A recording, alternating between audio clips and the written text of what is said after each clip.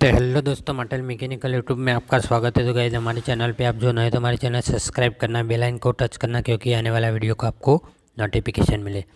तो गाइस देखिए, video important है, स्किप मत करना, मेरे वीडियो एंड तक देखना है। क्योंकि देखिए गाइस, ये बजाज प्लेटिना और आज का इस वीडियो में जो उसका जो इंजन में साउंड आ रहा है, वो साउंड किसका है और कहाँ से आ रहा है, वो इस वीडियो में मैं आपको दिखाने वाला हूँ। तो गाइस, मेरा वीडियो एंड तक देखना है। तो गाइस देखिए, मैं ये उसका जो इंजन में साउंड आ रहा है, वो साउंड किसका है, उसकी जो बेरिंग का है, उसकी क्रैंक का है, टाइमिंग चेन का है, वाल का है, उसका टेपेट का आवाज़ है, वो इस वीडियो में मैं दिखाने वाला हूँ।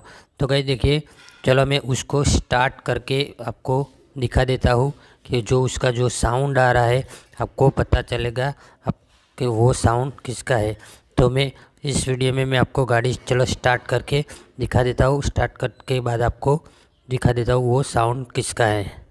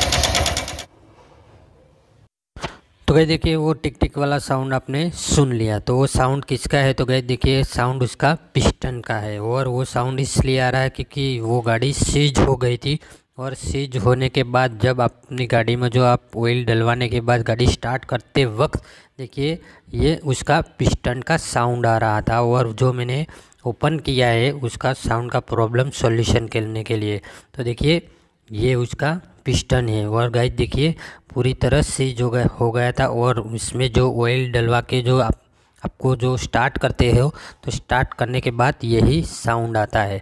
तो गाइस देखिए, जब ऐसा साउंड आता है तो आपको समझ लेना चाहिए कि वो उसका पिस्टन का साउंड है।